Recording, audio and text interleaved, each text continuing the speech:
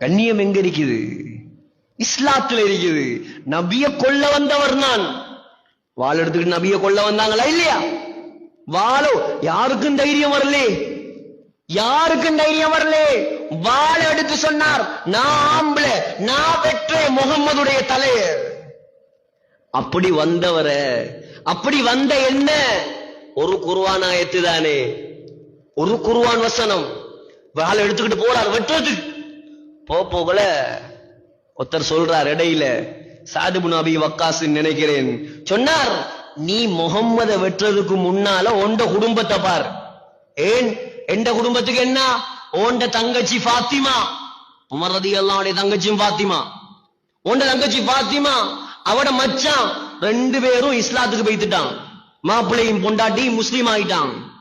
எப்படி ஆத்திரம் வரும், எப்படி கோபம் வரும்? வீட்டுக்கு வந்தா வந்த வரத்துல ஓங்கி பலார்னு விட்டாங்க. தங்கச்சியில கண்ணத்துல அற உண்டு, கண்ணம் வெடிச்சு ரத்தம் வருது. அரைஞ்ச அறையில ரத்தம் வாருனா எப்படி கையாயிருக்கும் அது? அரைஞ்ச அறையில ரத்தம். மச்சான தூக்கி போட்டு மிதிச்சாங்க. இஸ்லாத்துக்கா போனீங்க? நீங்க இஸ்லாத்துக்கா போனீங்க? ஃபாத்திமாவும் யாரு? உமரோட பிறந்த பொம்பளை தானே. சிங்கத்தோட சிங்கம் தானே பிறக்கும், சிங்கத்தோட பூனையா பிறக்கும். அதுவும் சொன்னிச்சு, ஆமா நாங்க இஸ்லாத்துக்கு போய்த்துட்டோம், உன்னால என்ன செய்யலுமோ செஞ்சுக்கோ.